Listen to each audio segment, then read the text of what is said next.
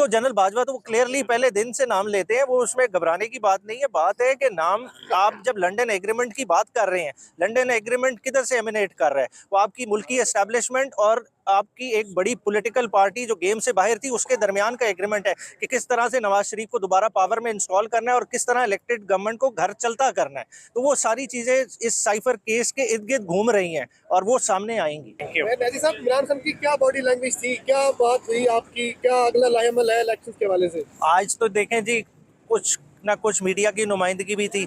अगर मैं कहूं कि बॉडी लैंग्वेज बहुत स्ट्रांग थी, वो बहुत ज़्यादा बेहतर बता लेंगे कि खान साहब की बॉडी लैंग्वेज में और जो जमान पाक की बॉडी लैंग्वेज थी उससे भी ज़्यादा बोल्ड होके खेले, और जो उन्होंने मीडिया को अपनी स्टेटमेंट दी हैं वो इंशाल्लाह ताला आप तक पहुंचेंगी, तो उससे आपको पता चलेगा कि खान साहब किस फ्रेम ऑफ माइंड में। सर, अगली पेशी पर अमेरिका के सफीर को भी अदालत बुलाया गया है? देखिए, अभी तक किसी को नहीं बुलाया गया, मगर देखिए जब आप हमारा जब डिफेंस आएगा सामने, जो जो उसमें गवाह तलब होने वाले होंगे वो फिर अदालत को बुलाने तो पड़ेंगे, तो बात अमरीकी सफीर तक भी जा सकती है। आज की समाअत फिर दोबारा से जब स्टार्ट हुई तो वही मसला आया जो पिछली तारीख पे दरपेश था कि मीडिया की प्रेजेंस फिर से सिलेक्टिव बनाने की कोशिश की गई।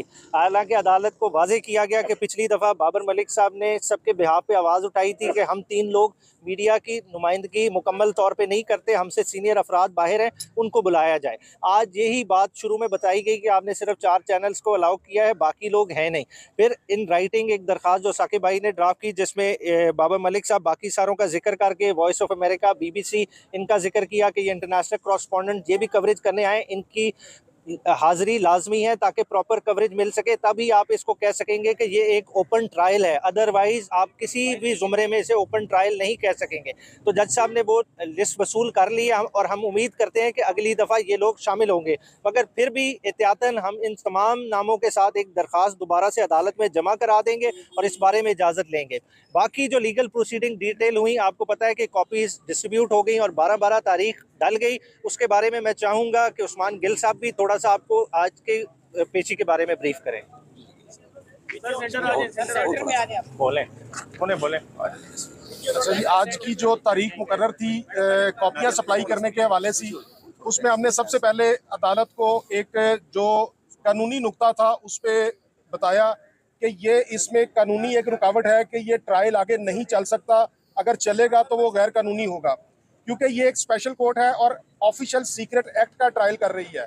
ऑफिशियल सीक्रेट एक्ट की दफ़ा 13(6) के मुताबिक जब तक मुतल्लिका गवर्नमेंट, फेडरल गवर्नमेंट ये नोटिफिकेशन कोई स्टैंडिंग ऑर्डर ना करे, जनरल या स्पेशल, कि ये इस केस की कार्रवाई किस कानून के तहत होगी, वो नोटिफिकेशन, वो ऑर्डर आज तक जज साहब की फाइल पे अवेलेबल नहीं, और उसके बगैर ये केस आगे नहीं चल सकता। लेकिन हमारे एतराज़ के बावजूद, जो कि एक आज की प्रोसीडिंग मैं समझता हूँ कि कानूनी नहीं है, गैर कानूनी है, और हम अपनी लीगल टीम से कंसल्टेंसी करने के बाद पॉसिबली उसको चैलेंज भी करेंगे, क्योंकि वो कॉपी सप्लाई नहीं हो सकती जब तक फेडरल गवर्नमेंट का वो स्टैंडिंग स्पेशल या जनरल ऑर्डर रिकॉर्ड पे अवेलेबल ना हो। और एडमिटेडली ये अदालत ने, जज साहब ने एडमिट किया कि ऐसा कोई ऑर्डर रिकॉर्ड पे मौजूद नहीं है। सेकेंडली, जो हमें आज कॉपीज़ भी सप्लाई की गई वो भी नामुकम्मल की गई, ना तो इंक्वायरी का रिकॉर्ड हमें सप्लाई किया गया और ना ही इंक्वायरी के दौरान जो बयानात रिकॉर्ड हुए गवाहान के और बाकी लोगों के, वो भी हमें सप्लाई नहीं किए गए।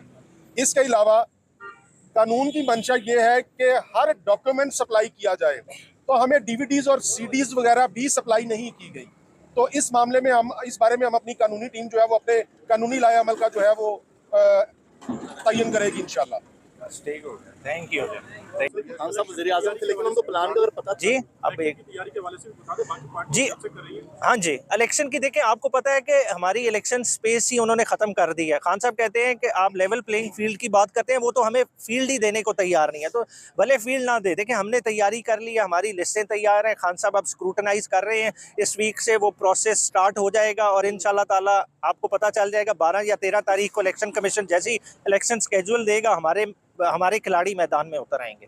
सर जी, ये जो केस चल रहा है, ये कौन से कानून के तहत चला है, 1923 या 2000? अच्छा, ये बड़ा पिछली दफ़ा शाह साहब ने अपने जब कोर्ट को एड्रेस किया था, उन्होंने कहा था ये मुझे क्लैरिटी से बताएं कि मुझे 1923 के कानून के तहत प्रोसीड कर रहे हैं या अमेंडेड कानून के तहत। अगर अमेंडेड कानून के तहत प्रोसीड कर रहे हैं तो सदर पाकिस्तान को बुलाएं, वो अपना मौक़िफ़ इस पे वाज़े करें। तो इस पे अदालत ने कैटेगोरिकली कहा कि अमेंडेड कानून का आप पे इतलाक़ नहीं है, आपका ट्रायल 1923 के कानून के तहत ही हो रहा है, अमेंडेड का हम पे कोई किसी तरह के कोई कदम नहीं है। पिछली दफा इन्होंने कैदी बुलाया था पब्लिक बना के, इस तरह कौन लोग थे? इस दफ़ा जो है ना स्पेशल किस्म की आवाम थी, आवाम प्लस।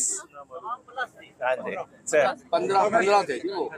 सर थैंक यू जी। वो भी नामालूम मैं थे। साहब ये बताएं कि जब ये साइबर की समाअत हो रही थी और एहतसाब अदालत के जज मोहम्मद बशीर भी अटियाला जेल पहुंचे हैं, तो क्या वो भी 190 मिलियन पाउंड केस हुआ है और उसके अंदर भी अब उसका ट्रायल जेल के अंदर वो जज बशीर साहब आए थे ज़मानत के लिए, हमने उसमें पोस्ट अरेस्ट बेल खान साहब की दायर कर दी है, उसमें बाकायदा से 6/12 तारीख हो गई है, क्योंकि 6/12 को और भी मामलात अलकादे से मुतल्लिका लगे हुए हैं, तो 6/12 को वो टेकअप करेंगे और वो जेल में ही समाअत होगी।